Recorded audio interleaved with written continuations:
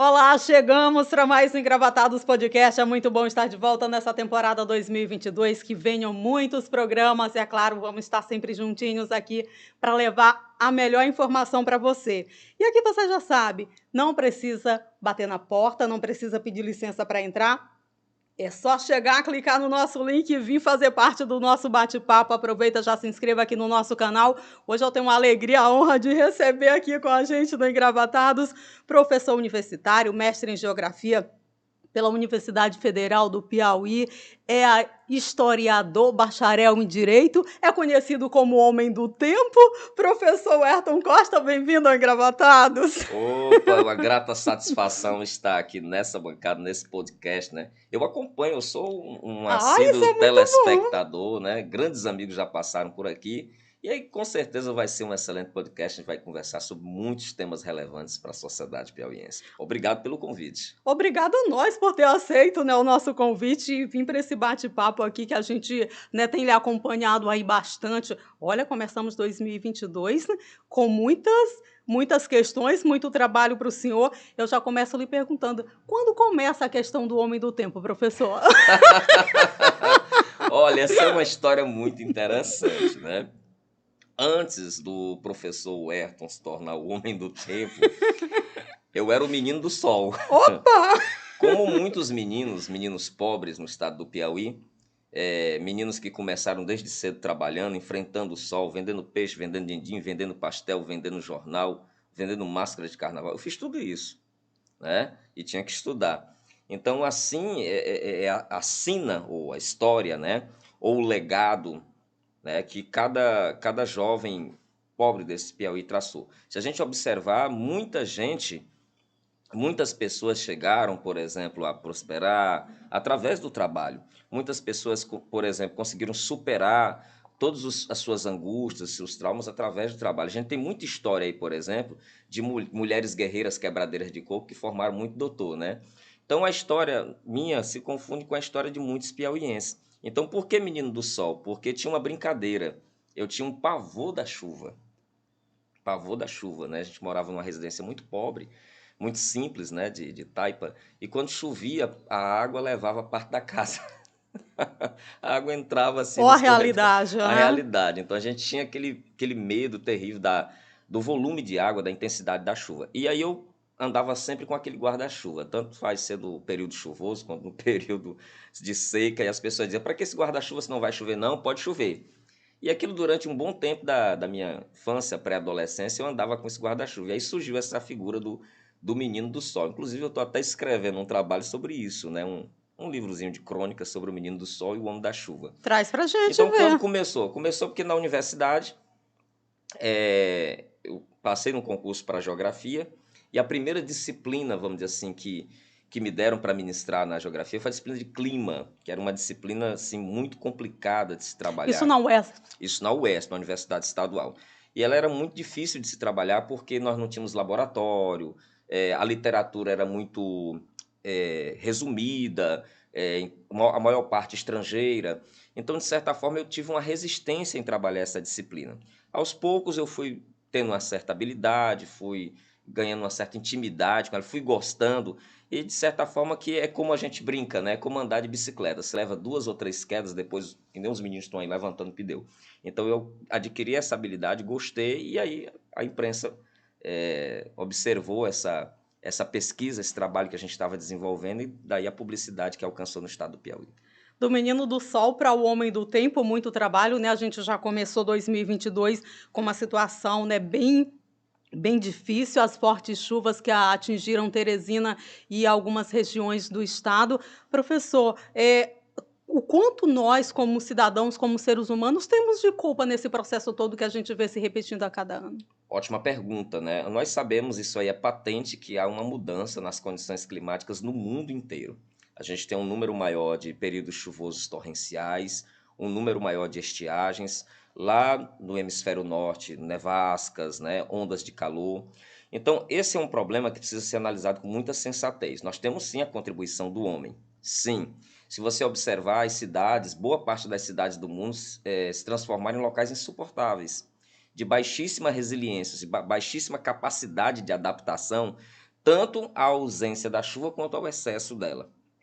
E por que isso? Porque nós transformamos o nosso espaço natural. Nós destruímos boa parte da cobertura vegetal e essa cobertura vegetal, ela é que proporciona um microclima, ela é que ameniza as condições de excedente de calor e de chuva. Ela é que proporciona que boa parte dessa água infiltre e não acumule. Então essas transformações tornaram os espaços urbanos, principalmente os urbanos, áreas de risco por excelência. E como nós sabemos que muitas cidades no mundo elas são cidades que elas tendem a gerar uma exclusão espacial, ou seja, são cidades em que você tem áreas mais privilegiadas, áreas com maior concentração de equipamentos públicos, áreas mais urbanizadas e áreas periféricas. É justamente nas áreas periféricas, as mais afastadas, as mais empobrecidas, que o risco se eleva. E eles é que sofrem com os maiores problemas do aquecimento global. A gente viu 2021, salvo engano, em novembro, né? Foi realizada a COP26 lá na Escócia. O senhor ficou animado com o resultado, com aquela aprovação, com aquele documento que foi aprovado depois de tanta discussão, com a ausência especial, a gente destacando aqui do representante máximo do nosso país? A COP, ela foi um momento muito importante, a mobilização foi espetacular, né? A gente teve aí uma esperança muito grande, como sempre, né? Todas as conferências das partes, elas despertam na sociedade global uma esperança de que grandes acordos sejam fechados, principalmente porque antes da COP, a ONU divulgou, a partir do IPCC, que é o painel intergovernamental para a mudança climática, um relatório extremamente draconiano, um relatório muito agressivo, mostrando que nós atingimos um patamar extremamente perigoso na interferência do homem sobre a biosfera, né? Sobre a esfera da vida. E esse relatório já mostra alguns sinais de irreversibilidade de determinados fenômenos em algumas áreas do planeta. Então, sob o peso desse relatório, a consistência desse relatório, nós esperávamos decisões mais robustas. Foi uma COP tímida do ponto de vista dos players que estavam lá, né? Dos atores, dos resultados, mas ela não deixa de ser importante. Ela foi muito importante, ela teve, talvez seja uma das conferências que teve a maior visibilidade, a maior pressão, a maior cobrança. Por quê? Porque os problemas ambientais eles não estão mais restritos ao mundo pobre. Não é só um problema da África, da América Latina e da Ásia pobre. Esses problemas estão se tornando dramáticos na Europa, dramáticos, afetando a produção agrícola, afetando a produção pesqueira. Os Estados Unidos mesmo vem sofrendo muito com a intensidade maior de furacões, com a intensidade maior de geadas que destroem suas plantações e secas. Então, daí a visibilidade que a COP adquiriu.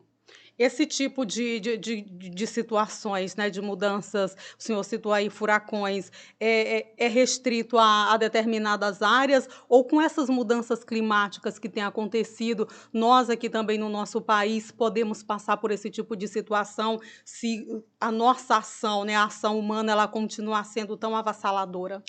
Excelente pergunta. Na verdade, originalmente, esses fenômenos de ventos extremos, de grandes tempestades sobre o mar, que a gente conhece como furacões, tufões, ciclones, eles estavam mais concentrados ali no Atlântico Norte, ali, indo para o Caribe, na região próxima da China, Mar da China, região do Sudeste Asiático. Nós tivemos em 2004 o primeiro furacão do Hemisfério Sul já registrado, porém, embora a gente não tenha tido outros furacões de 2004 para cá, nós tivemos vários ciclones extratropicais, vários ciclones subtropicais. E veja bem, o primeiro temporal, a primeira sequência de temporais avassaladores sobre a Bahia, né, já no final do ano passado, para início desse ano, foi produto de um ciclone. Então as pessoas às vezes não se atentaram. Nós tivemos um ciclone vigoroso no Atlântico Sul que foi responsável pelo aquele volume excepcional de chuva e, infelizmente, por grandes danos materiais e perdas de vidas preciosíssimas no nosso vizinho estado, Bahia. Bahia que está sofrendo até hoje, né? A gente viu ali naquele momento ali no período da chuva, né? Os rios transbordando, mas a calamidade ela fica, né? As famílias estão lá ainda precisando de voluntários, precisando de ajuda, e é uma questão que deixou de ser só climática, é uma questão política, é uma questão de social mesmo, não é, professor? O senhor falava na questão de economia. Hoje a gente vê muitos países da Europa não querendo investir aqui no nosso país, a não ser que você tenha, né, um cuidado maior com a Amazônia, um cuidado maior com o meio ambiente. Falta essa percepção do cidadão comum, dos nossos governantes, até que ponto, em que momento vai chegar esse start de que o meio ambiente é tão fundamental para a vida humana? Perfeitamente, né? Nós estamos numa encruzilhada histórica no planeta Terra, né? A humanidade precisa realmente ter esse fiat lux, essa reflexão. Olha, a Amazônia tem um papel crucial no clima do Brasil. Sem a Amazônia não tem chuva no Sudeste, isso é fato. Existe uma teoria chamada rios voadores que explica essa dinâmica de chuva no eixo Rio-São Paulo. E de tal forma que hoje existe uma pressão internacional, até porque os europeus, historicamente, eles destruíram boa parte das suas florestas no processo de desenvolvimento e crescimento da Europa. Hoje eles preservam, abraçam com o pouco que restou, né? Os norte-americanos também tiveram esse mesmo processo de avanço, de ocupação das áreas, de destruição dos habitats naturais e buscam preservar. E nós temos aqui um patrimônio extraordinário. Sim, tem a maior reserva de água doce do mundo, a maior reserva de biomassa do mundo, muitos minérios. A Amazônia vamos dizer assim, como é que usa uma expressão que a gente usa para condensar tudo aquilo que tem de riqueza? É, é um kit completo de riquezas minerais, patrimoniais, Tudo que culturais, precisa está tudo no ali. local ali. Porém, se essa riqueza existe lá, dentro daquela constituição de unidade, se você destrói, se você começa a retirar, boa parte daquela riqueza também vai embora. Por exemplo, solo. Não existe solo, não existe agricultura na Amazônia sem a floresta. Destrói a floresta, solos arenosos, você não vai ter produtividade. Então é ilusão avançar com a agricultura na Amazônia sem o devido cuidado. Água. Se destruir a floresta, a água também vai embora.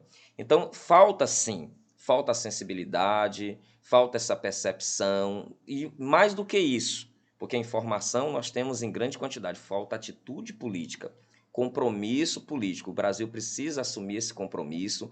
Não significa transformar a Amazônia numa área imaculada, que não pode ser explorada. Não existe isso.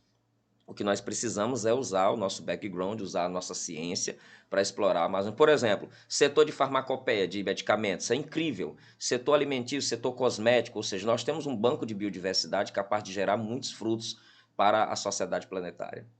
E o que que falta para os políticos? Que pressão é essa? De onde que vai? É nossa mesmo? A gente que tem que acordar para essa realidade, porque nunca se queimou tanto, nunca se destruiu tanto a Amazônia como nesses últimos anos, apesar da gente sempre ter ouvido algumas falas aí, como vindo lá do Palácio do Planalto, de que a Amazônia não queima. E o que que a gente pode fazer? Trazendo aqui para o Piauí, como é que está a nossa situação climática? O que é que tem sido feito aqui pelo nosso meio ambiente? O senhor que trabalha muito, faz muito essas pesquisas. Muito bem, né? Olha, a comunidade científica tem visto com muita preocupação, né? O processo de desflorestamento não só da Amazônia, do Cerrado, da nossa Caatinga. E aí muitos membros da comunidade científica, da academia, estão arregaçando as mangas, estão indo à luta, né? Estão buscando a sua representação parlamentar, estão buscando os mecanismos jurídicos, institucionais, ok? Estão formulando documentos, né? Buscando apoio internacional e outros estão arregaçando as mãos no sentido de entrarem na política para formar uma genuína bancada da ciência, para que possa ter representatividade não só nas casas legislativas, mas nos fóruns. Veja bem como a situação é dramática, né? O Estado, a estrutura política em diferentes esferas, União, Estado e município, ela detém sempre uma informação estratégica sobre os fenômenos ambientais. Porque esses órgãos públicos têm acesso a satélites, a estações meteorológicas, né, a radares, a relatórios produzidos não só internacionalmente, mas produzidos pelo establishment, pela inteligência do próprio Estado, e tem a informação. Por que não executa? Porque aí nós temos um cabo de guerra, um cabo de forças que disputam a primazia dos benefícios do Estado, Quem das faz políticas. parte desse cabo? Aí você tem amplos setores, você tem um setor da mineração, você tem um setor da energia, tem um setor do agronegócio. Todos esses setores têm suas pautas legítimas, né? Lógico, o agronegócio quer continuar produzindo, gerando divisas, gerando empregos, o setor da energia quer explorar os modais renováveis ou os modais tradicionais, no caso da energia hidráulica, a mineração quer extrair. Agora, nós precisamos de um parâmetro ideal que permita o quê? A subsistência desse sistema, que ele continue explorando, mas sem degradar. E existe fórmula para isso.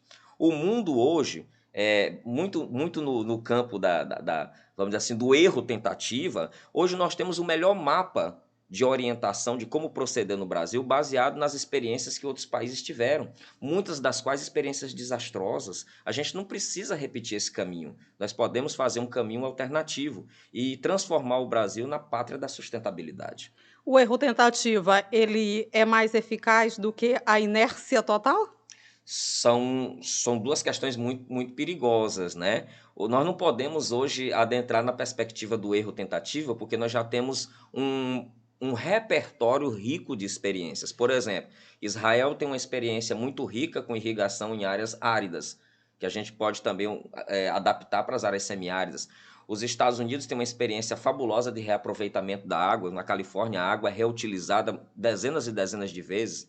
A Europa tem experiências maravilhosas de educação para a redução de riscos. Nós precisamos educar a sociedade a lidar com os problemas, a ser mais resiliente. Então, se nós temos esse portfólio, nós podemos adaptar a nossa realidade. O que nós não podemos é a inércia.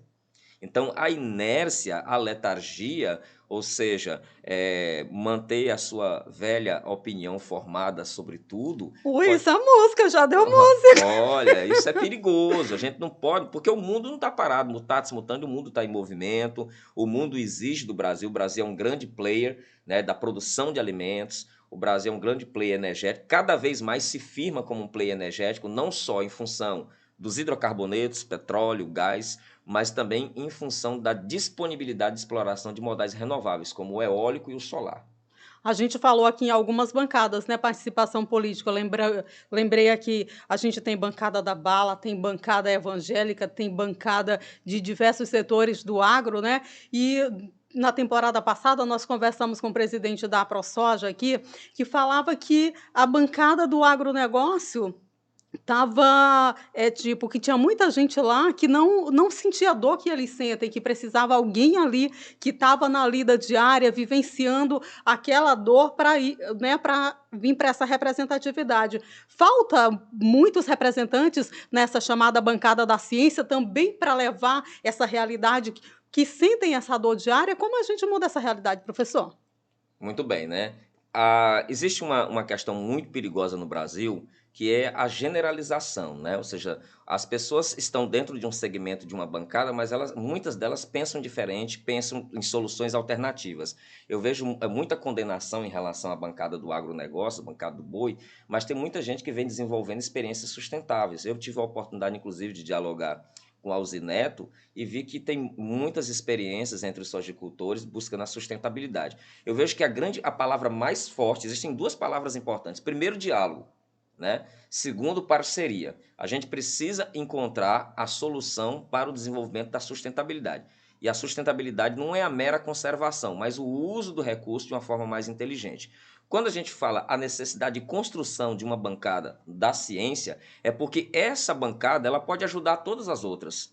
A bancada da ciência ela vai parametrar as ações. Ela vai mostrar que é possível, sim, aumentar o handicap da produtividade agrícola, seja do agronegócio, seja da agricultura familiar, de uma forma mais equilibrada. É a bancada da ciência que vai construir os meios, vai buscar dentro do processo legislativo, dentro da representatividade, os meios para que a ciência pode ser mais eficaz e cumprir a sua função social, porque é isso que é o grande propósito da ciência. Ela não é um corpo estranho na sociedade. As instituições de pesquisa, universidades, institutos, não podem ser vistas. Elas são casas, são espaços com pessoas que estão vocacionadas a desenvolver pesquisas e produtos que vão impactar a sua vida.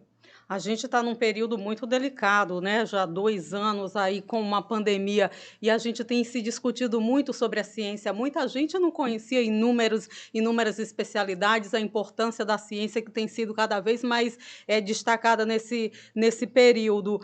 Se nós tivéssemos uma bancada da ciência lá no Congresso Nacional nesse momento, o senhor acredita que a gente teria trazido, no caso dessa pandemia específica, uma vacina mais rápido, né, não protelasse tanto, esperasse tanto, pressionasse mais o governo federal, a gente tinha uma comunicação mais eficaz, mais uniforme para a população? Com certeza, né? Da mesma forma que uma concentração muito grande de parlamentares, operadores do direito, qualificam o processo de elaboração, de feitura da lei, uma presença maior, e a gente computa na bancada da ciência, médicos, engenheiros, biólogos, geógrafos, climatólogos, enfim, um segmento muito heterogêneo, mas que qualificaria o debate para discussão, vamos dizer assim, não só dos fenômenos ou das perspectivas de difusão de uma doença, de um patógeno como o SARS-CoV-2, mas em N estratégias de combate à proliferação da doença. A gente vê que por diversas vezes as casas legislativas, não só Senado, Câmara, mas muitas assembleias e câmaras municipais recorreram aos epidemiologistas, aos virologistas, para subsidiar as suas ações e os seus protocolos. Imagine você ter dentro da Casa Legislativa aquelas pessoas que têm um know-how não para combater crises, e não falo só de uma crise epidemiológica, crises de qualquer natureza, porque a ciência ela constrói as soluções, mas essas soluções elas não podem estar lá nos birôs, lá nas estantes, lá nos HDs, né, nas salas frias das universidades, elas precisam chegar até o povo. Falta interesse, dos cientistas da comunidade, nessa questão da política, para adentrar a política de pessoas sérias? Na verdade, existe uma visão, vamos dizer assim, estereotipada do fazer político, né? Quando eu A- digo pessoas sérias, é porque a política está tão hoje em dia, a maioria da população não acredita-se mais tanto nos políticos, né, por isso que eu faço esse É uma questionamento. observação muito interessante que você fez, né? Na verdade, a política continua sendo, vamos dizer assim, o assunto mais comentado da mesa de bar, a discussão do grupo de WhatsApp de família, ou seja, política, as pessoas amam a política. Agora, o que está em questão são as práticas políticas corriqueiras que nós vemos todos os dias. Então, a ojeriza maior é em relação a algumas práticas, porque eu vejo sempre com muita desconfiança quando alguém diz assim, eu não gosto de política, e está lá no dia na fila para votar, né? Está lá reclamando da situação do seu bairro, tá fazendo um abaixo-assinado, está participando de um fórum, está participando de uma vaquinha solidária, está fazendo política, não é a política boa, a política maiúscula. Então, essas pessoas precisam descruzar os braços, abrir a sua mente e participar efetivamente desta política com P maiúsculo. Então, no caso da comunidade científica, a comunidade científica sempre pisa no freio quando a questão é política, ok? Porque, na verdade, significa um grau de comprometimento e também um grau de exposição.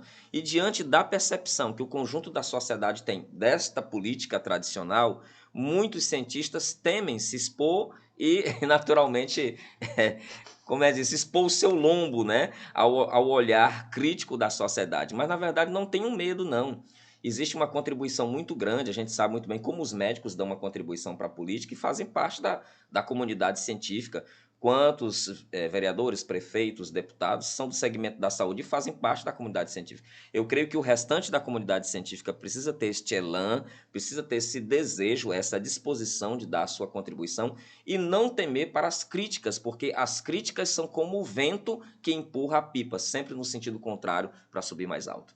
Opa, o senhor falou aí da questão do temor, a gente vê muito se repetindo, não só aqui no Piauí, mas no nosso país como um todo, é uma perpetuação ali, né, passando de geração para geração, de pai para filho, netos, bisnetos, é a família ali no domínio, no comando, né, dos cargos, seja na Assembleia, seja no Congresso. Esse temor faz com que isso permaneça? Exatamente, né?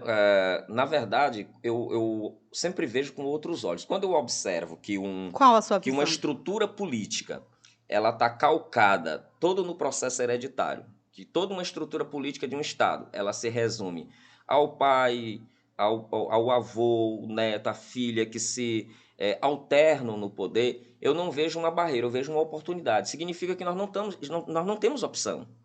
Ou seja, nós estamos trabalhando com um circuito fechado, com um sistema fechado de agrupamentos tradicionais, de famílias tradicionais que se perpetuam no poder, e ali existe a grande oportunidade para o novo.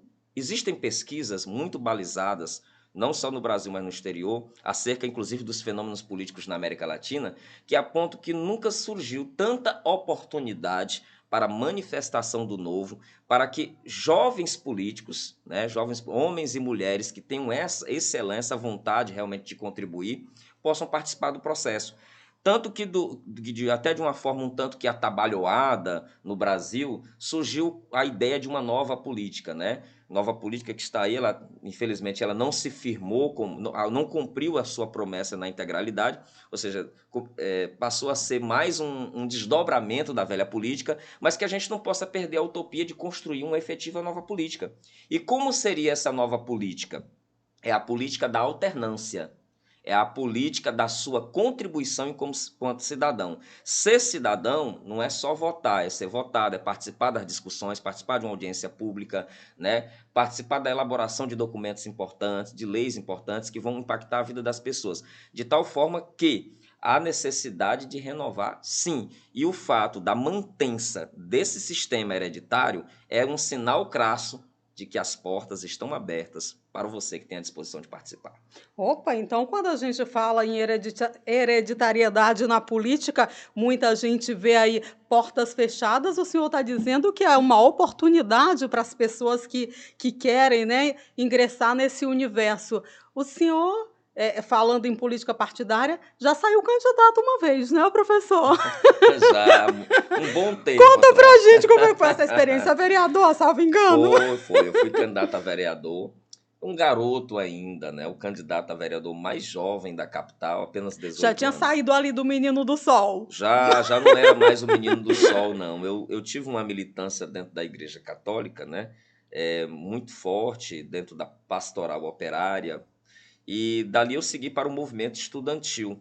Então tive a oportunidade de presidir dois grêmios, o Grêmio do Pires de Castro, o Grêmio do Escolão do Parque Tararé, participar do Grêmio da antiga Escola Técnica, hoje IFP, e participei de entidades estudantis.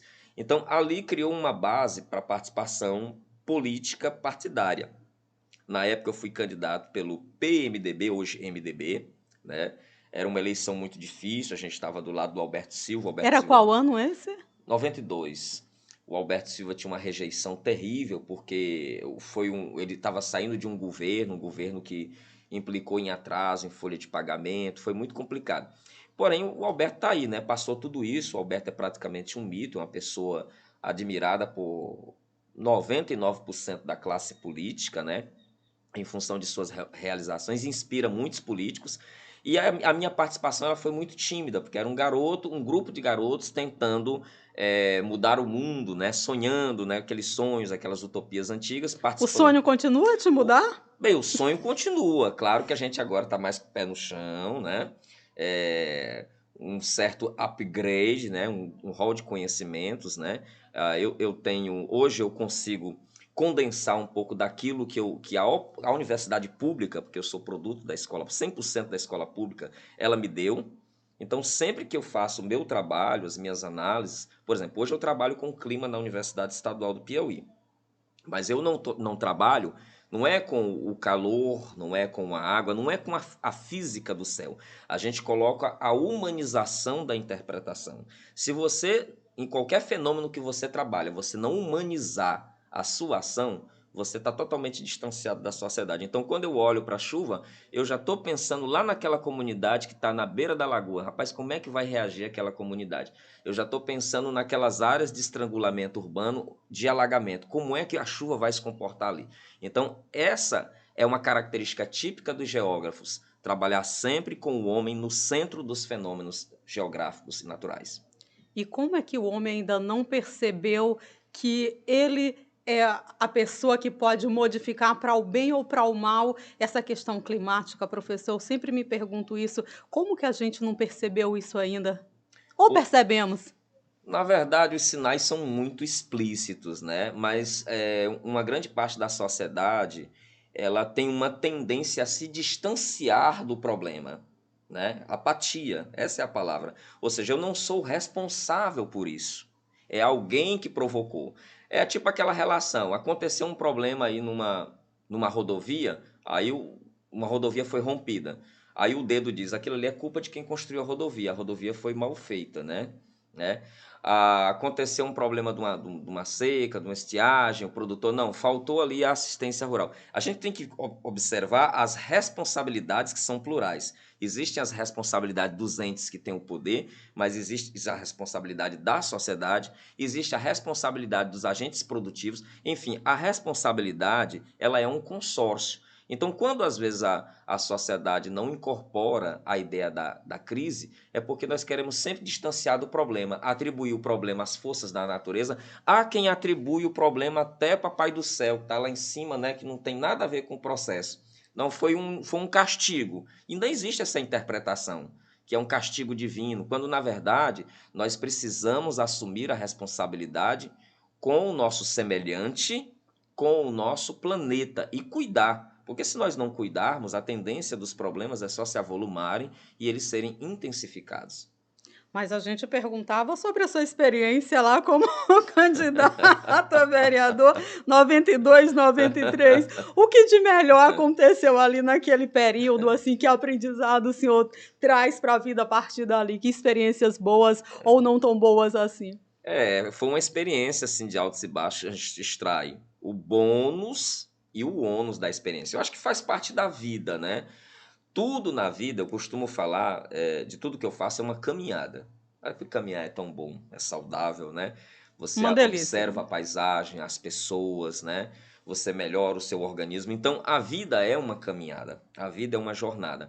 Então, nessa jornada, nós temos que aprender com tudo o que acontece, com aquilo que é saboroso, com aquilo que é um dissabor, com as ascensões, com as quedas. Então, a experiência política, ela nos ensinou, naturalmente, como funciona o mundo das coisas, as instituições, como funciona a estrutura política, quais as dificuldades que uma pessoa jovem e sem o poder econômico tem no enfrentamento político. O lado positivo é perceber que as pessoas sempre mantêm, por mais que o discurso, né, que é o senso comum diga que não, elas sempre têm a esperança de dias melhores. O brasileiro é um ser esperançoso e vale a pena esperançar, mas ele precisa esperançar e agir. É preciso sair da cadeira, né? Não ficar com. Olha, eu vou para a música de novo. Vem. Não ficar com a boca escancarada, cheia de dentes, esperando ela chegar. Não. Vá para cima das oportunidades. Já que o senhor recitou aí mais uma música, a música ela está presente na sua vida diariamente? Qual é a grande trilha da sua vida, professor? Sim, eu acho que a gente tem que, da vida, levar sempre a positividade. A gente tem que buscar a resiliência, né? Então eu sempre busco dizer o seguinte: olha, a gente está numa crescente. A nossa vida é tão breve, nós estamos aqui de passagem nesse mundo, então viva da melhor forma possível. E eu gosto muito de música, então a minha trilha sonora contempla sempre aquelas canções que elevam o astral, que elevam a estima, o amor próprio. Nós precisamos disso. Olha o janeiro branco aí, né? Terminando janeiro, indo para fevereiro, você percebe da necessidade de empoderar a alma. Essa palavra está na moda, empoderar, que as pessoas possam viver na sua plenitude e que a gente possa transformar o nosso estado, ou seja, nós vamos sempre ter problemas. Então, o que significa construir a resiliência? É ver o melhor do nosso estado, e o melhor do nosso estado é o seu povo. É isso, gente, trilha sonora. Qual é a sua trilha sonora? Deixa aí nos nossos comentários. Aproveite, se inscreva aqui no nosso canal, chegue mais. Estou conversando aqui com o professor Ayrton Costa, professor universitário da Universidade Estadual do Piauí, climatologista, o homem do tempo, já foi o menino do sol. Muito sol na cara. Muito sol. Mas o senhor tem viajado, deve ter tá tomando aí muito sol. Tem usado protetor, né, professor? Com certeza, olha, é algo que eu sempre falo nas entrevistas, olha, use o filtro protetor solar, porque o sol do Piauí castiga. E eu senti na pele aí nessas viagens, principalmente sul do estado, né? Eu tenho conhecido pessoas maravilhosas, eu sempre costumo dizer, eu vou sempre a convite, me convidem que eu vou. E olha que tem sido uma experiência geográfica, experiência da paisagem, experiência da percepção, mas principalmente uma experiência gastronômica, né? Você sentir os Epa! cheiros, os temperos. E olha que apesar de todas as restrições, né, nós estamos ainda no momento pandêmico, infelizmente, né? Sempre que possível, os abraços também. Olha, eu nunca senti uma sociedade que tem tanta vontade de ser abraçada. E eu não digo apenas o abraço físico, a necessidade do acolhimento. As pessoas querem ser ouvidas. Eu vejo que por isso que as redes sociais se tornaram um fenômeno assim de massas de uma magnitude incrível, porque lá elas podem falar. Se serão efetivamente ouvidas é outros 500, mas elas têm aquela capacidade de falar. E eu vejo iniciativas como essa do podcast uma coisa maravilhosa, porque você ouve uma pluralidade de atores, vai longe, a pessoa compartilha, a pessoa coloca lá, como diz a mamãe, no zap zap da família, e ali circula, né? Então, nessas viagens a gente tem sentido esse feedback, mas a gente tem sentido também as diferenças do estado do Piauí. Como o Piauí é rico e como ele é diferente. Ou seja, o Piauí do norte não é igual ao Piauí do sul, o Piauí do semiárido não é igual ao Piauí úmido da margem do Parnaíba, o Piauí urbano é muito diferente do Piauí rural. Então, a gente vai observando essas texturas, essa polifonia do que é o Piauí. O que tem mais impactado, assim, o senhor nessas viagens, né, dessas diferenças? O que o senhor poderia destacar para a gente aqui dessas descobertas que o senhor tem feito? Olha, o que tem mais impactado, assim, que a gente já sabia, mas quando a gente começa a ver, sentir, ouvir, a gente fica angustiado. É o contraste, é riqueza e pobreza lado a lado. Isso impacta bastante. Por exemplo, vamos falar de água. Água que eu considero um problema gravíssimo no estado do Piauí. Você tem um grande açude e ali a poucos quilômetros, pouquíssimos quilômetros, você tem uma família que não tem água, isso impacta demais, né? Você tem, por exemplo, um grande açude e a poucos quilômetros você tem uma família que não tem acesso à proteína, tendo um açude para, por exemplo, fazer piscicultura, plantar algum legume, né, água para desenvolvimento da agricultura. Então, o que tem chamado mais a atenção é que nós somos ricos, muito ricos, mas que a gente não consegue utilizar o nosso potencial por uma série de questões, né? São N questões que explicam isso. Então, esse impacto que eu tive como piauiense nato, imagine quem vem de fora, né?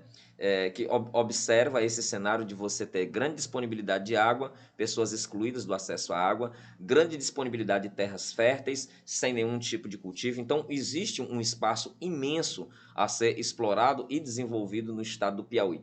E existe um capital humano extraordinário, formado pela UFP, formado pela UESP, formado pelos IFES, formado pelas faculdades particulares, que precisa ser aproveitado também. Opa, e o que está faltando aí? A gente começou falando lá no início do nosso bate-papo sobre a ação humana, né? Falta aí uma ação política, uma gestão política para alavancar tudo isso, professor? Isso, todo segredo é a gestão, né?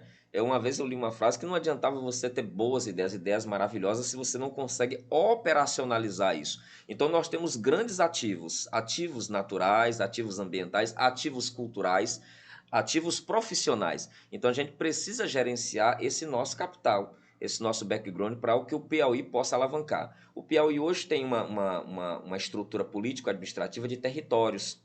Cada território tem sua particularidade. Você tem o Entre Rios, tem o Carnaubal, tem o Guaribas, tem a planície litoral, enfim, cada um deles tem uma especificidade, uma vocação. Muito bonito, tá lá para o planejador, aquilo é muito bonito. Agora é preciso realmente dotar os territórios da capacidade operativa, inclusive de caminhar com as próprias pernas. É preciso construir a perspectiva da autonomia. Dos agentes privados locais, economia local, eu foco muito nessa questão do desenvolvimento da economia local. Né? A gente tem um trabalho maravilhoso que alguns órgãos desenvolvem aí de capacitação. É necessário ampliar isso para que os municípios possam ter. Vou citar um caso aqui, por exemplo, Boa Hora, Por né? favor. Boa Hora é a referência na produção de um doce muito típico no Nordeste, que é a rapadura. Pode ficar melhor ainda. Ou seja, por que o doce de Boa Hora não transcende suas fronteiras, não vai além?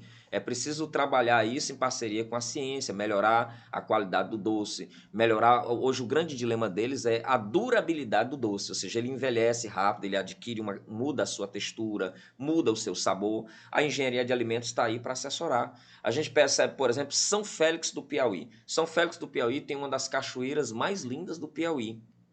Não tem nenhuma infraestrutura lá, o município está começando a desenvolver um trabalho. Ou seja, quantas e quantas cachoeiras nós não temos no Piauí? O roteiro das cachoeiras precisa sair, né? Nós temos um potencial assombroso equivalente, por exemplo, ao Parque Nacional da Chapada das Mesas de Carolina. E lá é super visitado, tem gringo o tempo todo, tem gente do mundo inteiro, né? Então nós temos aqui uma Carolina, vamos lá, assim, um Parque das Mesas, Um Piauí de riquezas. um Piauí de riquezas. Então vamos explorar isso. Então, de certa forma, que passa necessariamente pela gestão dos ativos, pela uma ação política efetiva, ok? E mais importante, distribuir os recursos.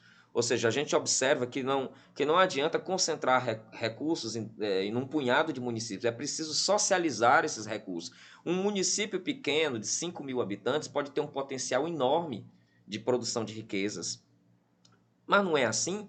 Há muito tempo atrás, mais de 20 anos atrás, ninguém olhava, por exemplo, para o Uruçuí. O que é que o Uruçuí é hoje? Uruçuí é a referência na produção de grãos. Uruçuí, Bom Jesus, Colônia, Alvorada, Ribeiro Gonçalves, são cidades que no passado não tinham olhado dos agentes produtivos nem dos gestores. Hoje elas são a referência da riqueza no estado do Piauí. Então, não subestime o poder dos municípios.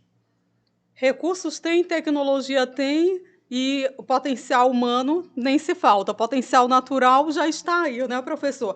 Mas nós estamos no ano eleitoral, 2022 chegou chegando, não foi brincar. Demais. Chegou chegando. Qual é a análise do senhor? Porque o senhor é uma pessoa totalmente política, né? Qual a análise do senhor sobre a política que está posta hoje, tanto aqui no Estado quanto a nível nacional? Qual a sua percepção? Bem, nós vivemos ainda um quadro de polarização, né? Ou seja, tanto no plano nacional quanto no plano estadual. Existe uma tentativa de concentrar, ou seja, o processo eleitoral entre dois players. Eu acho que isso, a minha convicção, que isso empobrece muito o debate político. O que a gente precisa abrir mais possibilidades. É legítimo que os lados que estão pleiteando, que já estão postos aí na condição de pré-candidatos, coloquem seus projetos, mas é necessário abrir esse espaço. Mesmo os lados que estão postos devem abrir a discussão.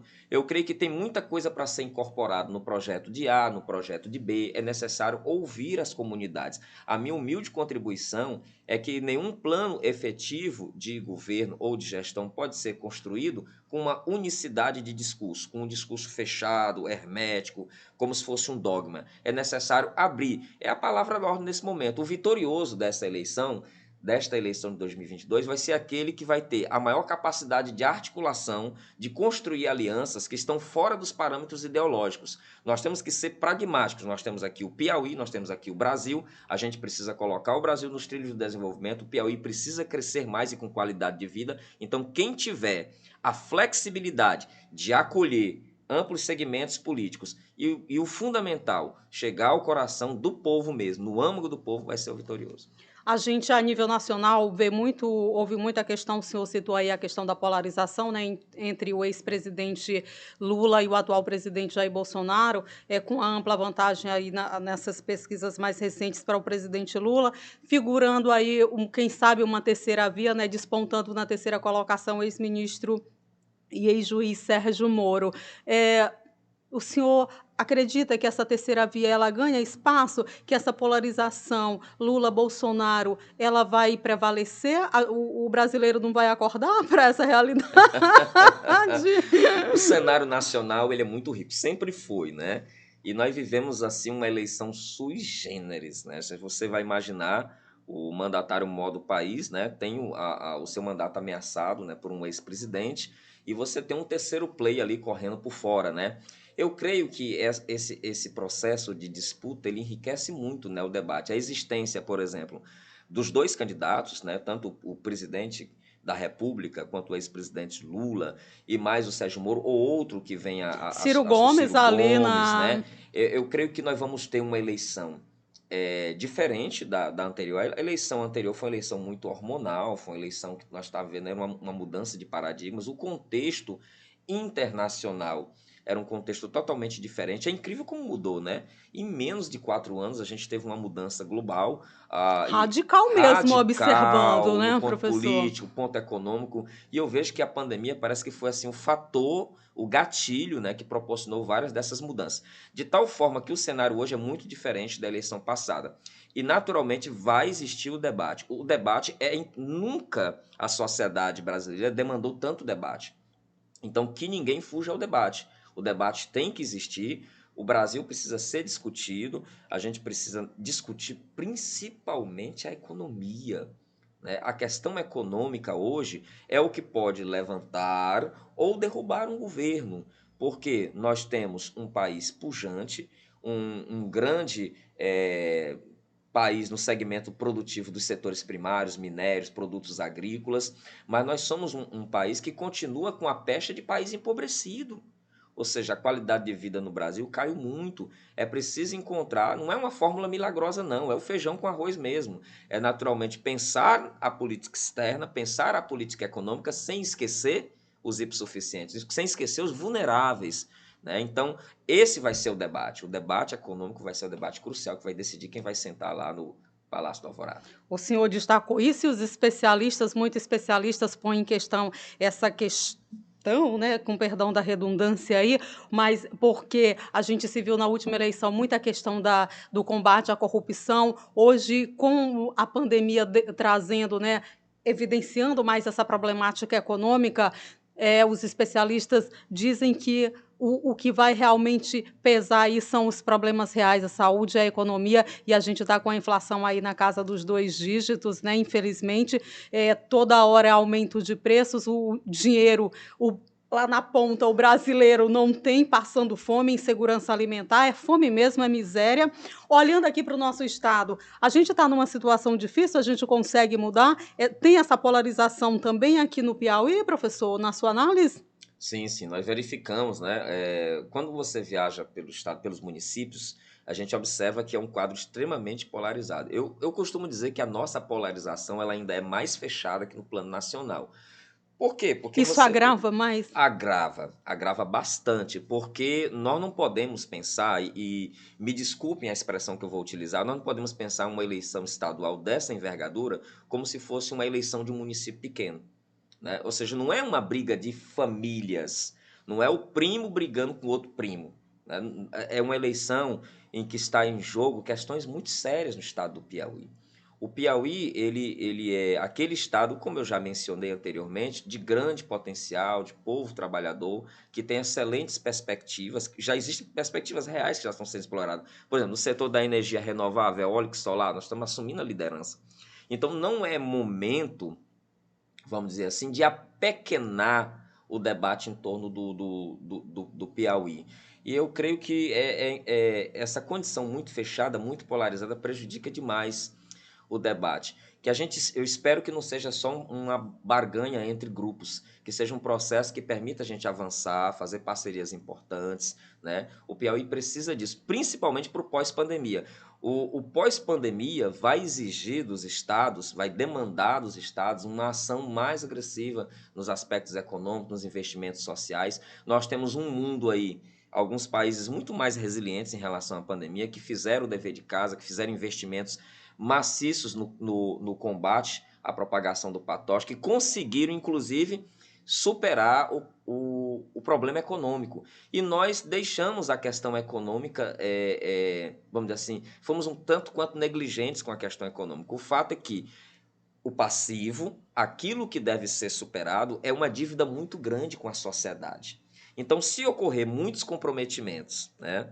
Se o processo envolver muitos acordos, que a gente sabe que às vezes não vão comprometer as políticas públicas necessárias, o cenário fica um tanto quanto estranho. A gente torça que os homens que têm poder se entendam de forma efetiva e que o vencedor não seja que nem aquele vencedor lá do Machado de Assis, ao vencedor as batatas. A gente não precisa destruir o outro, nós vamos precisar de todo mundo. Assim como aqui o nosso vizinho Ceará construir um modelo de política em que eles brigam lá, mas quando o partido é o Piauí. Então a gente precisa transformar o Piauí no nosso partido.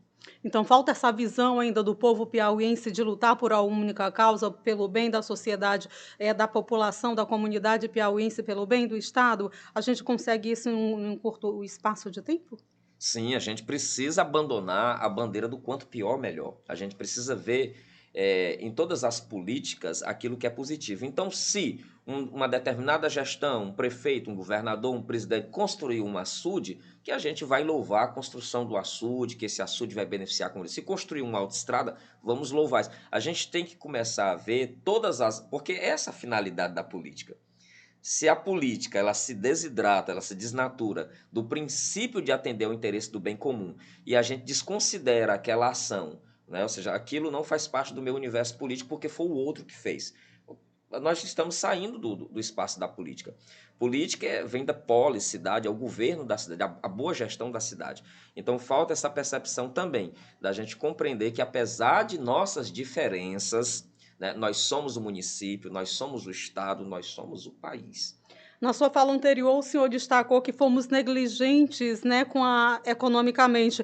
Eu fiquei curiosa quando o senhor diz fomos negligentes economicamente, é porque a gente restringiu muito nessa pandemia ou como é essa a percepção? Não, não, muito pelo contrário. Por exemplo, as medidas sanitárias, elas têm um contexto histórico. Elas foram necessárias, medidas de restrição de circulação, lockdowns. As pessoas criticam hoje, mas nós fizemos isso. É o que nós tínhamos. Era o mecanismo sanitário, legal, diante de um inimigo invisível e desconhecido. Ou seja, lá no início, o conhecimento que a comunidade científica, inclusive que a própria OMS tinha acerca do SARS-CoV-2, era um conhecimento primário, porque era uma doença emergente e não uma ressurgente. Por exemplo, a gente tem aí variação de gripe. Gripe é ressurgente, todo ano tem, só que essa veio mais forte. Mas o coronavírus, a Covid-19, era uma doença nova. Então, diante de uma doença nova, né, da preocupação dela atingir um determinado patamar e provocar não só ceifar vidas humanas, mas impactar mais adiante, de forma mais contundente a economia, as medidas sanitárias foram necessárias. Hoje a gente percebe que nos faltou não só a implementação, as medidas sanitárias foram implementadas, mas que a gente não teve a criatividade, a disposição e a coragem para tomar também outras medidas. Ou seja, lá na Europa, por exemplo, eu tenho uma irmã que mora na Itália, as medidas sanitárias foram tomadas, mas a economia não parou. A economia não parou. Eles encontraram a fórmula, ou seja, aquilo que hoje nós adotamos, o álcool gel lá na entrada, o uso de máscara, né, tapete sanitário, eles usaram desde o início. Desde o início. Então, eles buscaram se redobrar na cautela. E aí você pergunta, mas por que isso não foi possível aqui? Hoje a gente observa que faltou logística.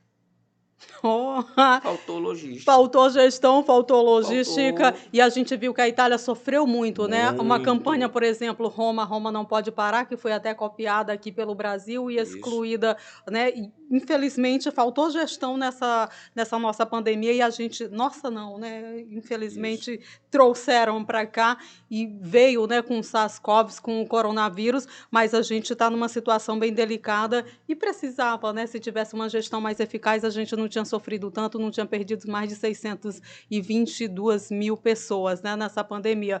O senhor falava em polarização?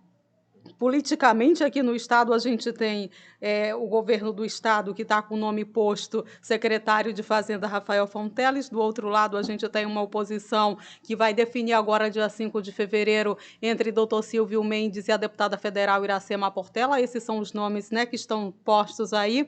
Ah, qual desses nomes, na sua análise, pode representar melhor, trazer essa mudança para o Piauí que o povo precisa, professor? Muito bem, né? Nós temos aí dois nomes muito bem qualificados, né? Se for o doutor Silvio Mendes, candidato das oposições, tem uma experiência de gestão administrativa na prefeitura muito exitosa, saiu muito bem avaliado, né? O Rafael Fonteles já mostrou que tem know-how, que tem competência na gestão dos ativos financeiros do Estado, ou seja, o Estado do Piauí, embora possa parecer uma política pequena, né? Você manter fornecedores em dia, você manter folha de pagamento em dia, pode parecer muito acanhado, né, colocar isso como uma política de Estado, mas quando a gente contempla o Estado do Piauí, né, que boa parte da massa trabalhadora, boa parte da economia circula com dinheiro injetado pelo Estado ou pelos municípios, ou seja, que a economia do setor terciário, e aí uma das questões da nossa pobreza, um dos fatores que explicam a nossa pobreza, segundo o grande economista Felipe Mendes, O fato de nós dependermos muito dos recursos do poder público, mas esse recurso é que faz a mola da economia girar. Então, ele tem esse mérito, o mérito de conseguir manter toda a estrutura econômica financeira do Estado azeitada. São dois nomes bem qualificados, eu sou uma pessoa que eu valorizo a inteligência, né? Embora não esteja tão bem colocado quanto o Silvio Mendes e quanto o Rafael, o professor Washington Bonfim também é um nome de altíssima qualificação, né? Já íamos chegar lá porque pinta uma terceira via. É uma terceira via. Mas desses dois que você mencionou, inclusive a deputada federal Iracema Portela, ela não está lá à toa, né? Filha de uma grande deputada federal, né? E tem uma atuação parlamentar de destaque, ela também se qualifica para o debate. Mas eu vejo que entre o Silvio e o Rafael, ele está largando a frente, porque é aquela coisa do nome jovem, né? O jovem, audacioso, fez uma gestão da contabilidade pública, está há mais tempo exposto, vamos dizer assim, está ali direto dentro do Estado. O Silvio Mendes saiu um pouco da estrutura do poder. Tá aí uma luta, é um guerreiro, uma pessoa admirável, mas o Rafael naturalmente que larga na frente nesse processo. Opa, então já temos aqui uma opinião, mas a gente, assim como a nível nacional e estadual, está pintando aí uma terceira via e, na verdade, eu já foi figurado, né, posto na mídia local, é o professor Washington Bonfim, né, ex-secretário aqui da capital, dizendo que ele é a verdadeira oposição aqui no Estado. Então, o senhor diz, eu valorizo a inteligência. Dos três aí, professor Washington Bonfim é o mais inteligente, a pessoa mais capacitada para assumir o Estado? Olha, o professor Washington, ele tem grandes atributos, né? Mostrou isso à frente em duas situações muito emblemáticas na administração pública municipal, inclusive na educação, que é o nosso segmento. Admiro demais o professor, ele é sempre uma opinião balizada sobre os problemas, não só da cidade de Teresina, mas problemas do Estado. Está fazendo uma caminhada muito bonita o Washington, eu tenho acompanhado aí, né? Está buscando, qualificado ele já é, qualificado para o debate, ele está buscando se qualificar politicamente. E isso só se faz na caminhada, ou seja, seguindo ali os passos do menino do sol, Caminhar é pegando preciso. caminhar é preciso, navegar é preciso, muito bem, viver também. E de certa forma, como eu digo, valor de inteligência, ele se coloca como um player do ponto de vista do conhecimento que ele tem da realidade, né? E do potencial que ele tem, ou seja, da contribuição que ele pode dar para o Estado, ele se torna muito competitivo nesse aspecto.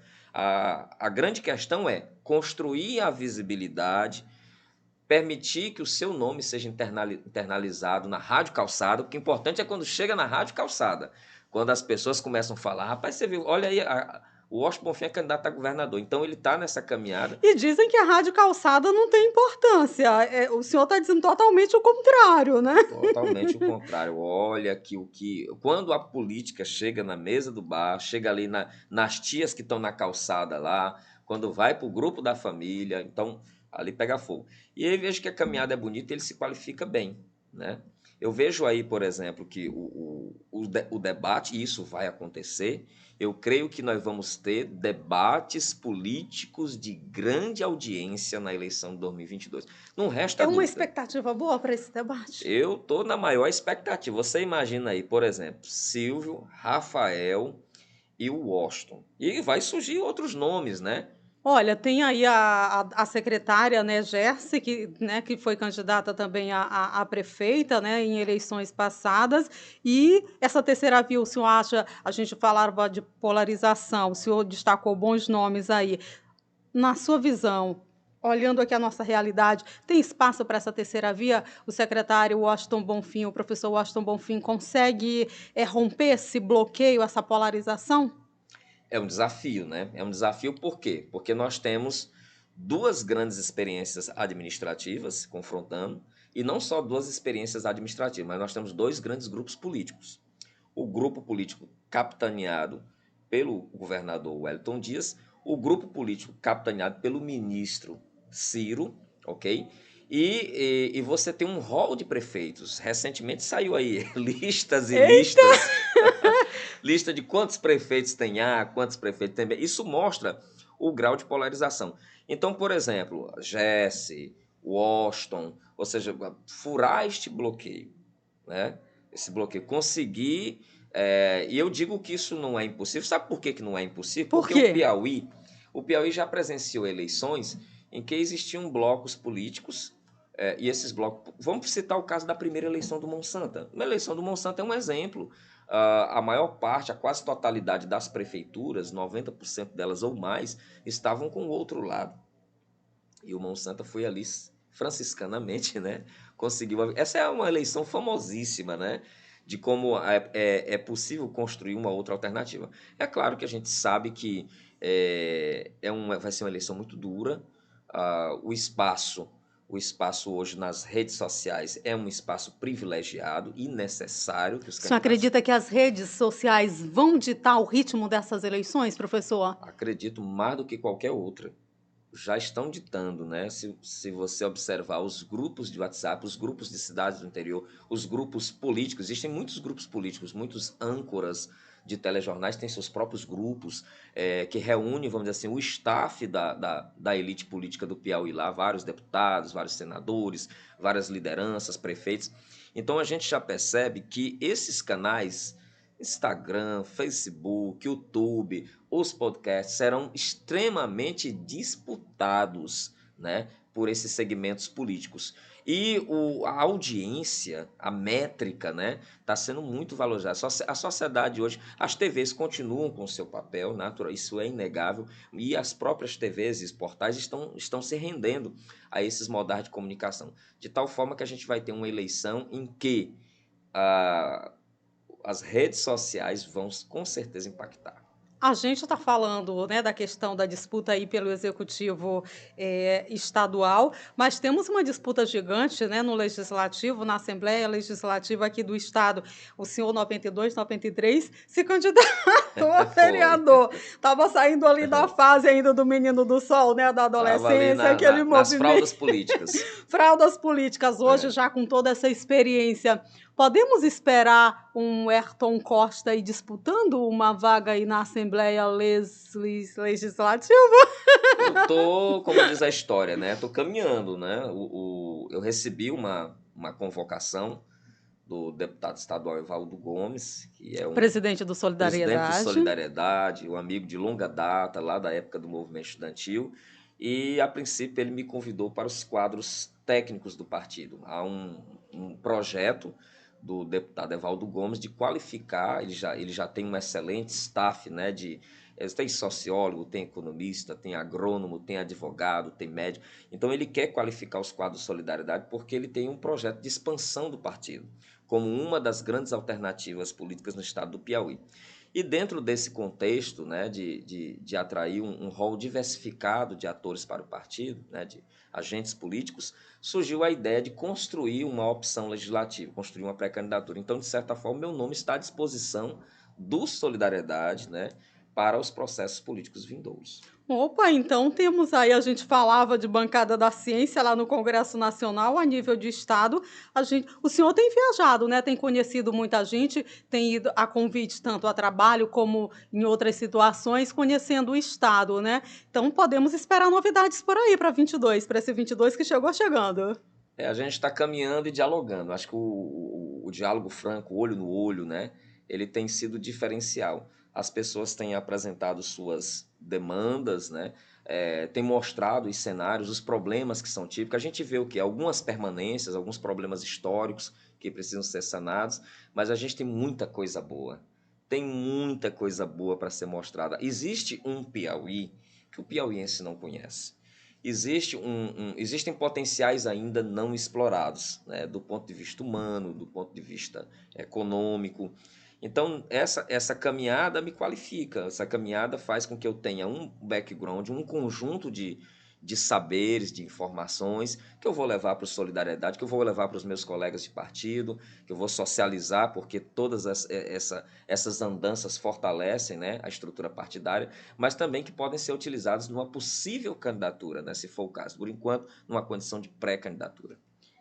Solidariedade, a gente já conversou com o presidente estadual do Solidariedade, né, o deputado Evaldo Gomes aqui também, e que estava numa articulação, né, para levar nomes interessantes exatamente para tentar aí essa disputa.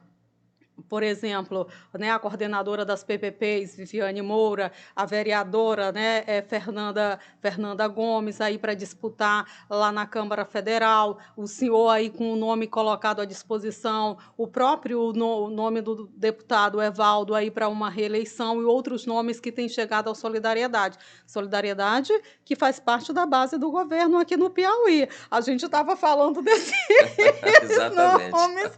desses nomes postos. Então, chegando aí, vai para a base governista, vai ali para essa disputa para Rafael Fonteles, que é o nome que está posto até agora, né? Esse é o caminho natural. Inclusive, você mencionou dois nomes grandes aí, né? A vereadora Fernanda Gomes e a Viviane Moura, né, da SUPAC, são dois nomes novos na política. Ela é bem jovem, a Fernanda, mas está com um mandato azeitado, organizado, está andando pra caramba, né, na cidade de Teresina, no estado do Piauí.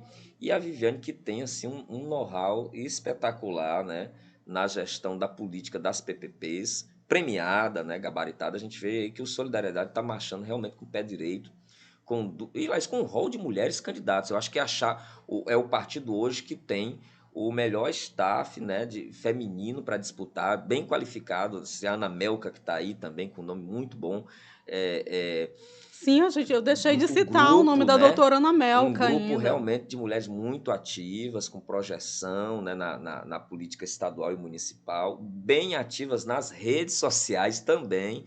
Então, eu vejo de uma forma muito positiva a contribuição que o Solidariedade pode dar para o debate na eleição de O 2022. senhor está confiante no peculiar aí da sua pré-campanha? Está confiante já a partir dessas viagens que o senhor tem feito como especialista, visitando os municípios? Como é que tem sido, né, a receptividade? E quando o senhor fala dessa possível candidatura, como é que tem sido isso? Está confiante nesse sentido? Estou bastante confiante, principalmente porque a gente começa a perceber, uma coisa é quando você está fora da política e você percebe uma certa ojeriza, um certo distanciamento das pessoas da política, mas elas acabam indo votar, mas o que você percebe é que existem pessoas que estão totalmente fora do processo político, porque não vem opção nenhuma, elas não têm opção, e essas pessoas não são computadas dentro do processo. Então, quando surge uma alternativa, elas são encorajadas, e esse é o convite que eu faço, né? As pessoas precisam se encorajar, elas precisam participar mais do processo político. Mas você precisa caminhar bem para encontrar essas pessoas. É como garimpo, é como garimpar. Existe uma técnica de garimpo chamada faisqueira. O cidadão vai para um leito de um rio, e lá ele fica com a bateia mexendo no cascalho. Você só vê pedra, pedra, pedra e não vê o ouro, mas o ouro está lá. Aí eu lembro de uma passagem do Antoine de Saint-Exupéry, onde muitos veem pedras, eu vejo castelos. Então está lá, o eleitor está lá. A pessoa que quer dar uma contribuição efetiva para a mudança está lá. Agora você precisa andar e dialogar francamente. Então estou muito esperançoso nesse quesito. Olha, um olhar e uma visão que a gente tem que, nós que estamos acompanhando aqui, a gente tem que ter essa percepção, onde muitos veem problemas, outros veem solução, né? Onde muitos veem portas fechadas, estão ali as possibilidades. Então, a gente pode esperar novidades aí, que esse nome pode se confirmar realmente nessa campanha. Dizem que falta muito, mas não falta nada, né? Outubro chegou, professor. Existe um universo de possibilidades. Eu costumo dizer sempre para os meus amigos, né, quando eles colocam os desafios, e esses desafios postos aí, esses obstáculos, eu disse, olha, use o que você tem, faça o que você pode, comece onde você está. Essa é a toada. E esse é o seu Engravatados Podcast. Chegue mais, pode vir, pode chegar, não tenha medo, não, se inscreva no nosso canal. Estou nesse bate-papo aqui legal com o professor Werton Costa, né? Meteorologista não, é professor de... é climatologista, totalmente diferente. Professor universitário ali da UESP, é o homem do tempo, conversando aqui com a gente. Professor...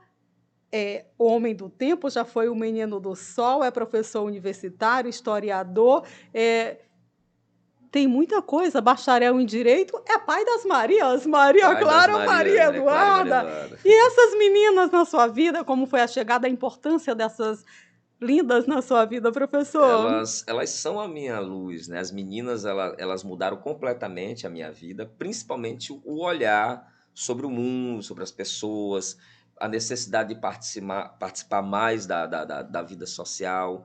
As meninas, quando elas vieram, vamos dizer assim, abençoadas. Elas são autistas, têm um transtorno do espectro autista.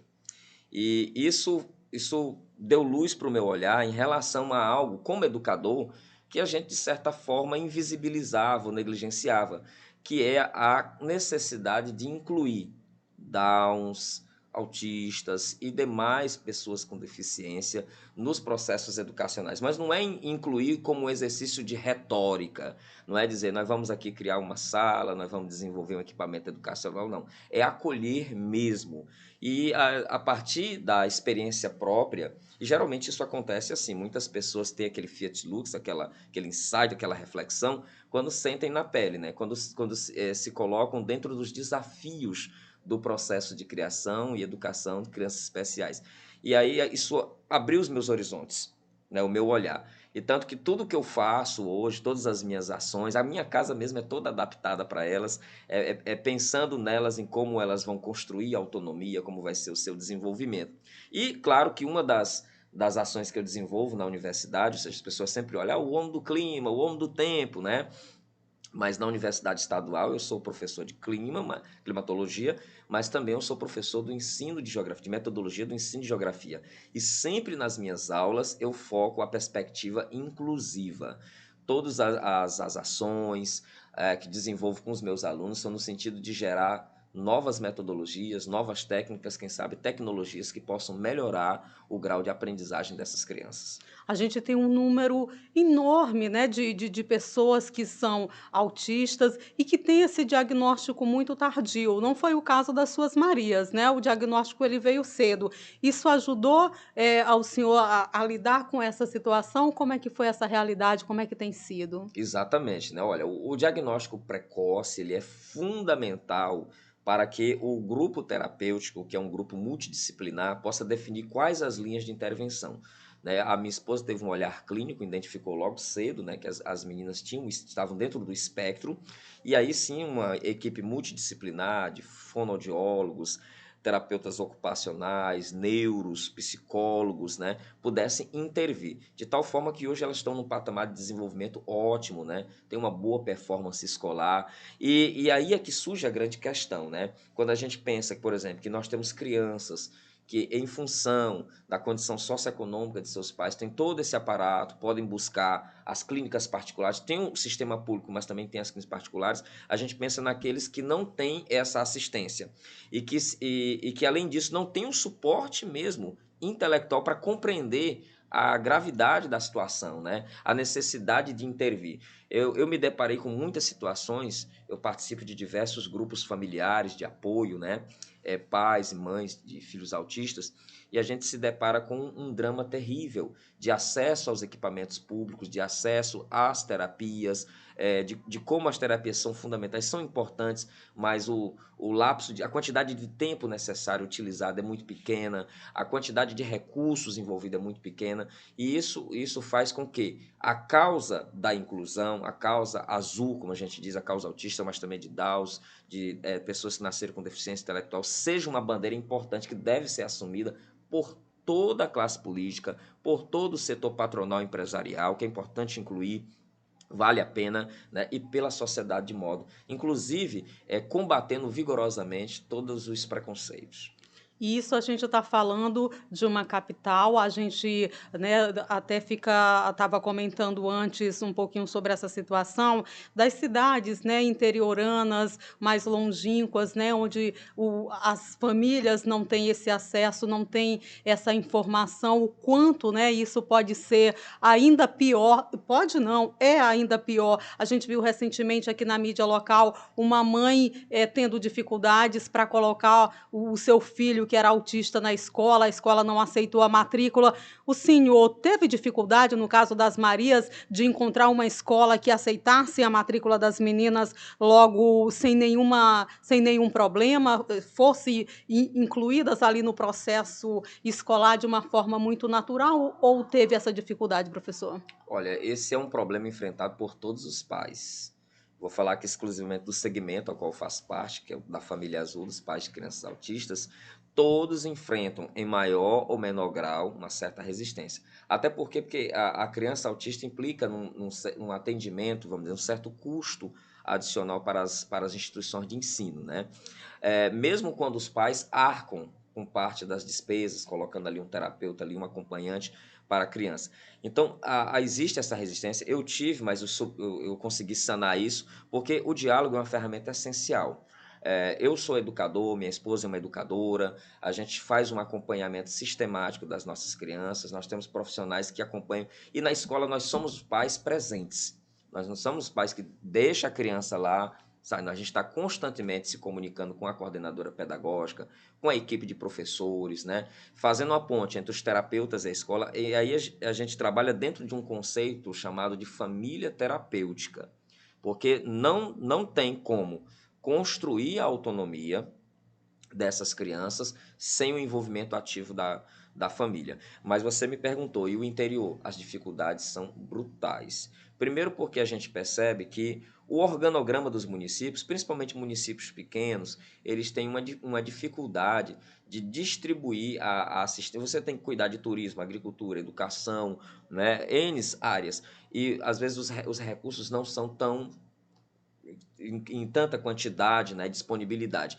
Então, a política de assistência a essas crianças, às vezes, é muito incipiente, dado o tamanho do desafio. E aí eles recorrem o que a capital manda para a capital, a maioria dessas crianças. Então, eu vejo que a questão deveria ser descentralizada. Nós temos municípios polos, que tem que ter uma estrutura ótima de atendimento, é necessário realmente qualificar profissionais, a gente vê um esforço grande das faculdades, existe uma demanda para terapeutas ocupacionais imensas, né? Para psicopedagogos, para neuros imensa, e é preciso qualificar mais e é preciso criar novos canais de atendimento, e atendimento de qualidade, não é só criar. Por isso eu parabenizo aqui uma ação que é digno de nota, que é executada aqui em Teresina, mas se não me engano em Parnaíba também, pela Polícia Militar do Piauí.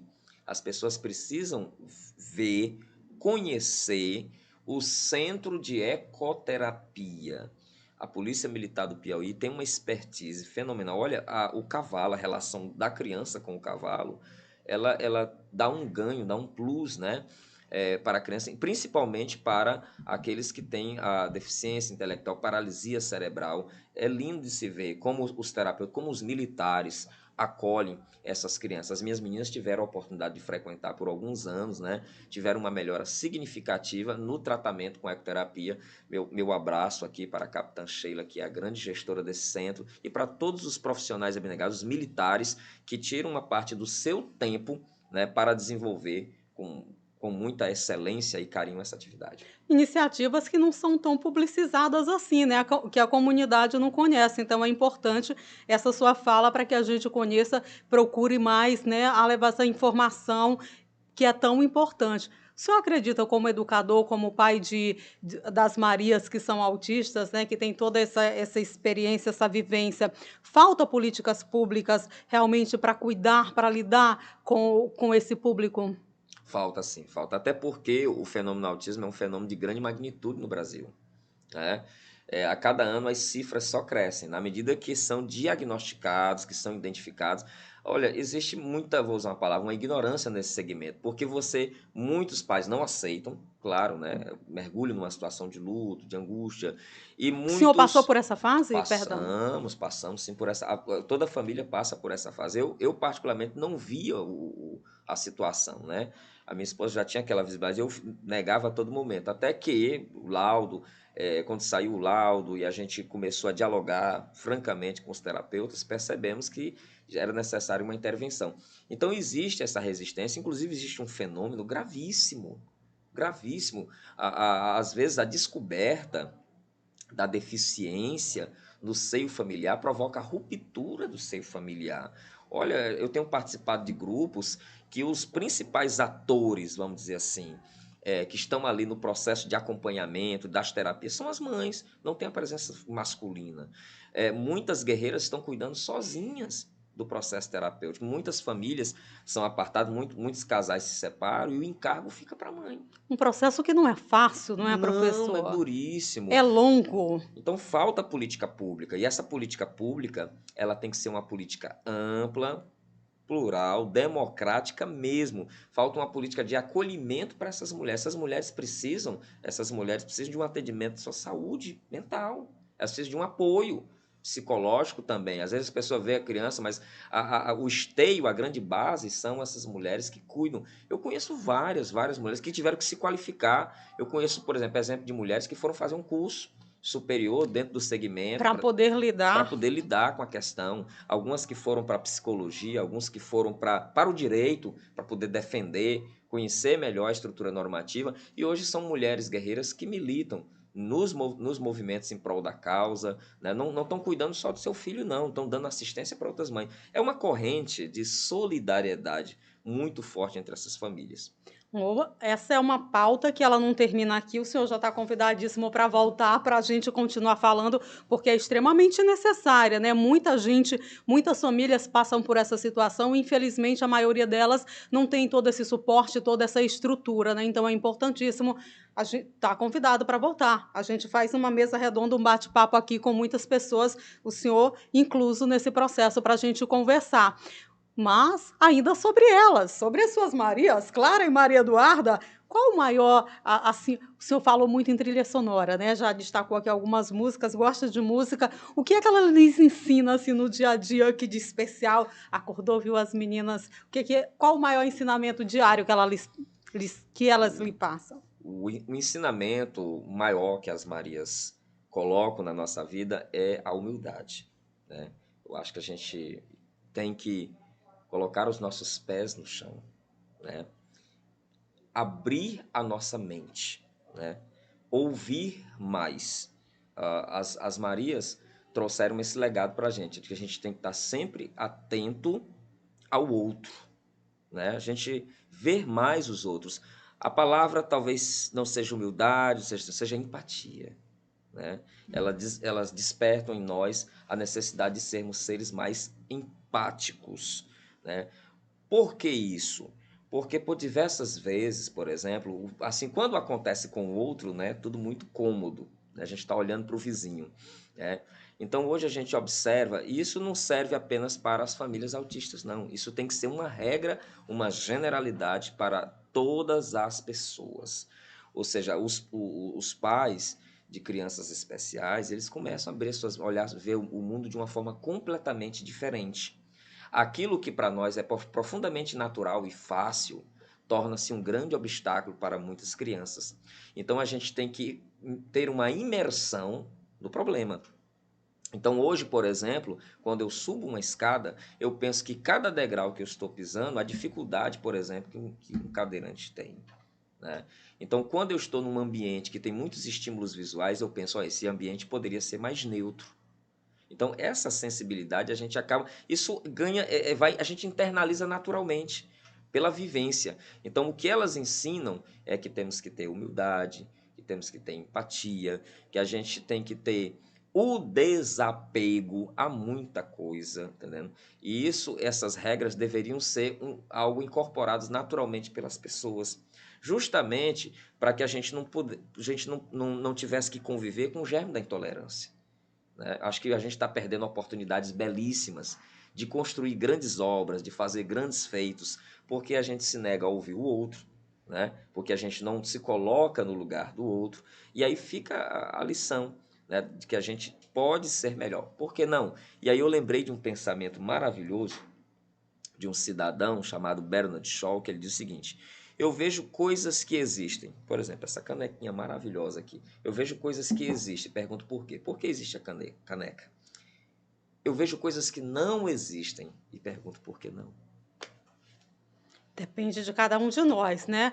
Olha, essa pauta, ela é ótima, ela é excelente, ela é extremamente necessária. A nossa produção que deu um jeito aí nessa sua agenda corrida para o senhor voltar aqui em outros momentos para conversarmos sobre ela, porque a gente falou da questão de cadeirantes, falta muito a questão da atitude, né, da inclusão atitudinal, nosso processo de cada um, o senhor falou muito sobre a empatia, e a gente passa pelas ruas aqui, falando especificamente da capital, tem ali dizem que tem acessibilidade ali para, né, tem o espaço do cadeirante, mas o espaço está quebrado, as calçadas estão quebradas ou os carros estão ali naqueles espaços. Onde é que está a nossa empatia? Onde é que está a empatia do gestor, de cada um de nós, né? Então essa pauta ela não termina É uma não, pauta ela belíssima e só ampla. ela só começa aqui, ó, professor. Mas o senhor é um homem de fé, acredito eu, né, porque eu lhe vejo postando bastante, né, sobre indo às celebrações, né, o quanto, né, esse processo de estar próximo do pai lá de cima, do pai superior de Deus, lhe ajudou nesse processo, nessa passagem de luta ali no descobrimento do autismo das meninas e tem lhe ajudado no seu dia a dia? É uma pergunta que sempre me fazem, né? Às vezes existe o estereótipo de dizer que os homens da ciência, da academia, eles Não estão, acreditam em não Deus. acreditam em Deus.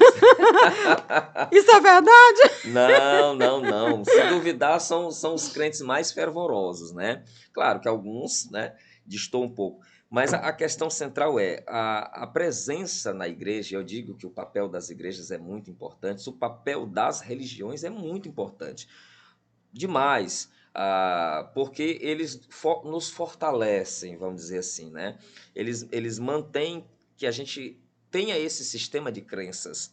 É esse sistema de crenças que permite a gente acreditar no bem maior da vida, na permanência da vida. A gente vê, por exemplo, muitas pessoas se flagelando, muitas pessoas dando fim à própria vida. Isso é um problema grave, inclusive, que a gente tem que trabalhar.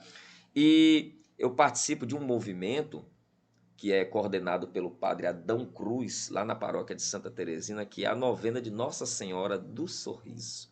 A igreja, e são várias igrejas, a gente tem evangélico, a gente tem comunidades de terreiro, a gente tem comunidades espíritas, enfim, e outras mais, mas lá na novena de Nossa Senhora do Sorriso, eles trabalham basicamente a saúde mental. Eles trabalham a construção dessa resiliência. Olha o janeiro branco aqui de Janeiro novo. Branco, inclusive, tá. Então, as igrejas fortalecem as pessoas.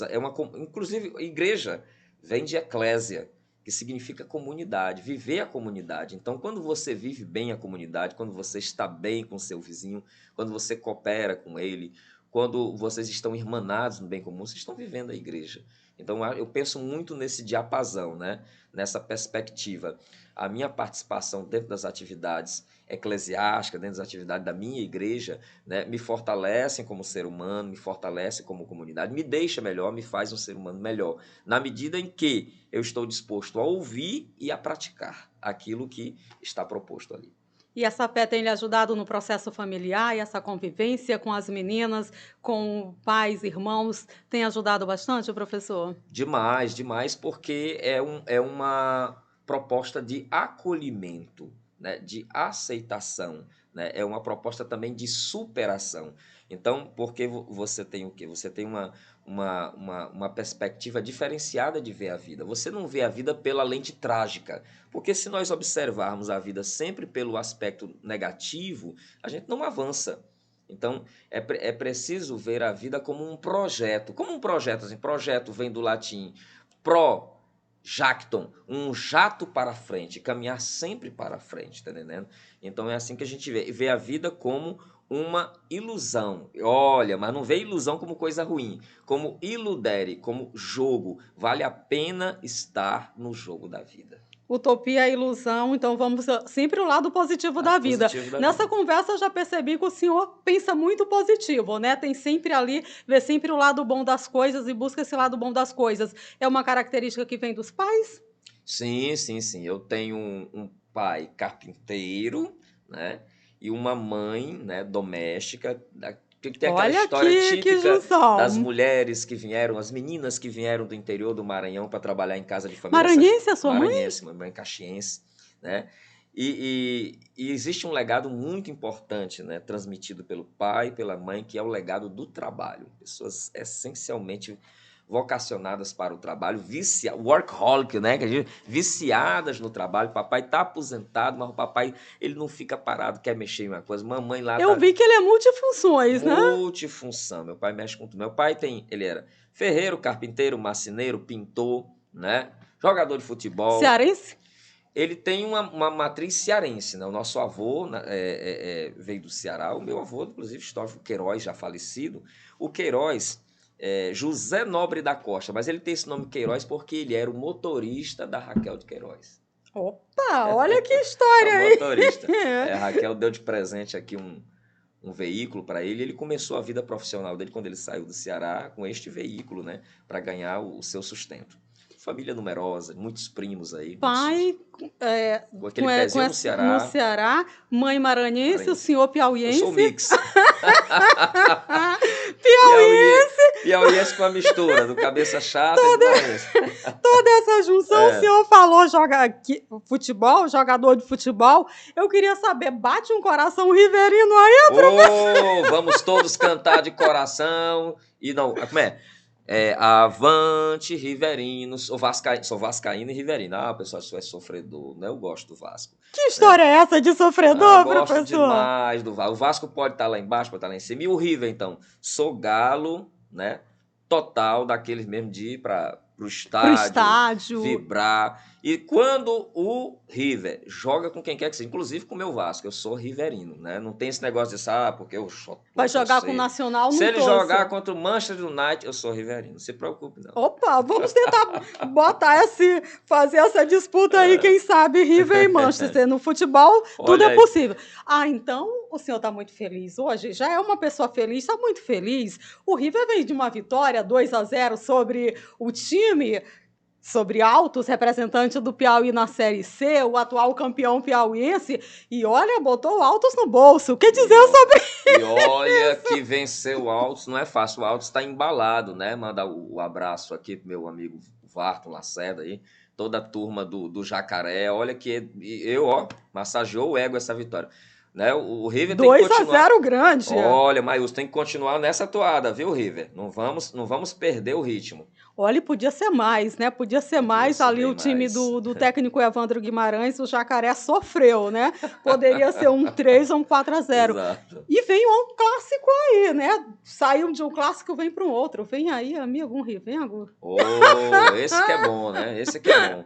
Rapaz, o Rivengo não tem parelha não, né? E o Flamengo pode estar lá embaixo, ou o Rio lá embaixo, sempre é um grande show. É o clássico, sempre professor. É um grande show. Vale a pena prestigiar, viu, gente? Então, o senhor acompanha mesmo de estádio, né? Tem acompanhado também essas questões administrativas, políticas que têm acontecido no River, mas o time começou 2022 não deixando muito, né, o extra interferir na parte ali do futebol, né? Infelizmente, isso faz parte da nossa cultura futebolística, né? Principalmente no estado do Piauí. Em relação aos clubes, a instabilidade econômica, a dificuldade de montar os plantéis, as disputas políticas internas, né? A gente procura separar um pouco, né, essa visão da dinâmica interna dos clubes do futebol arte. Até porque a maioria das pessoas quer saber da bola rolando no campo. Às vezes é uma pena quando interfere e reduz a taxa de produtividade dos jogadores. Eu penso sempre muito nos jogadores, sabia? Eu morei durante um bom tempo perto de uma vila olímpica, a Vila do Flamengo, nosso adversário. E eu costumava ir ao campo e eu via os jogadores, eu sempre vi os jogadores eu via como uma espécie de Deus. O atleta ali, achava bonito, os homens todos lá perfilados, jogando. E a gente pensar que aquelas pessoas têm uma família, eles têm que cuidar da sua saúde, têm que cuidar da sua saúde mental também, né? Então, tratem muito bem os atletas. A gente vê que o grande segredo da performance de um time é quando o time está irmanado, antenado, está bem, o estado de espírito lá em cima, ele vai ser vitorioso. Nesse momento, na tabela, River é o segundo colocado, atrás ali do Fluminense, né, que despontou. E grande surpresa do Fluminense. Chegou muito forte. Bem gerenciado. Parabéns, a equipe é um time que construiu, aliás, o seu processo de ascensão, né, no campeonato, está muito bem gerenciado. Isso, ó, você vê, gestão é tudo, né? Gestão Estamos falando aqui, né? O incrível. João Vicente Claudino, né? O grupo Claudino gerenciando aí Gerenciando. uma Acho que dessa gestão. vez ele acertou bem, tá entendendo? Eu tive até uma oportunidade de dialogar com ele, não sobre futebol, mas o futebol acabou entrando e ele falava desses investimentos, né? Dessa expertise que estava sendo colocada. Olha o resultado aí. Mas o meu River tá chegando, hein? Ó, João Vicente Claudino, possível, formando chapa com o professor Washington Bonfim, quem sabe? Exatamente, Ó a né? política aqui. Mas falando ainda no esporte, tá confiante para que o River possa ser campeão esse ano? Porque ano passado o Altos levou, né? O Altos que tá com dificuldade nesse início. Não acredita nessa vitória, nessa conquista do título? Tá muito no Se início. depender do Gogó aqui, ele é campeão, viu? Ó, bebendo, hidratando, depender do Gogó. E olha só, todas as torcidas antenadas, focadas, a gente tá sempre acompanhando as redes sociais do nosso River, empurrando lá o time. Se depender da torcida, agora, vamos lá, direção e plantel irmanados nesse objetivo. É muito torcedor mesmo. Bom, se deixar, eu vou até altas horas aqui com o professor Ayrton Costa. Quero agradecer demais o senhor por esse bate-papo, essa disponibilidade aqui com a gente. Está convidadíssimo, porque, olha, surgiram muitas pautas aqui. Se deixasse, a gente ia longe. A gente vai longe. Oh. Muito obrigado. Viu? Se deixasse, a gente ia longe. Mas, assim, olhando aqui para o nosso público que está acompanhando a gente pelo YouTube, está nos ouvindo aqui pelas principais plataformas de áudio, o que o senhor gostaria de dizer para essas pessoas que nos acompanham nesse momento, professor? Bem, de dizer, assim como eu comecei, né, a grande máxima é a máxima do abraço, né? Nós nunca vimos um momento tão extraordinário de nos abraçarmos. Não necessariamente o abraço físico, porque ainda é pandemia, mas na necessidade de ver o outro, de ver os invisíveis, de ver quem está do nosso lado. Nós vamos crescer enquanto povo, enquanto sociedade, Estado, se a gente começar a se colocar no lugar do outro, começar a desenvolver, mesmo que sejam pequenas ações. Como eu disse, use o que você tem, trabalhe onde você está, né? Faça o que você puder. São essas ações que vão contribuir para melhorar a vida da sua comunidade, do seu entorno e às vezes de quem você menos imagina. Uma ação sua pode repercutir do outro lado do estado do Piauí. Você está lá nas Canárias, vai repercutir na Cristalândia. Você está em Santa Filomena, vai repercutir em Pio Nono. Faça a sua parte. Essa é a grande toada da caminhada, né? E fiquem com Deus, é claro. Oh, uma grande toada da caminhada, a gente falou em trilha. Qual é a trilha que seria para encerrar? Ah, uma trilha muito boa, né? Eu gosto muito do Legião Urbana. Opa. Viu? A trilha é Monte Castelo, porque ainda que eu falasse a língua dos homens e dos anjos, sem amor eu nada seria. É isso, gente. Ficamos por aqui hoje. Mais um bate-papo aqui no Engravatados Podcast. Conversei aqui com ele, que já foi o menino do sol, é o homem do tempo, é o climatologista, professor universitário, bacharel em Direito, historiador, mestre em Geografia, professor Ayrton Costa, pré-candidato a deputado estadual. Professor Ayrton Costa, muito obrigado pelo carinho. Volte Vamos sempre. junto, A gente tem muito para conversar. Fique bem, se proteja. Até o próximo Engravatados. Tchau, tchau.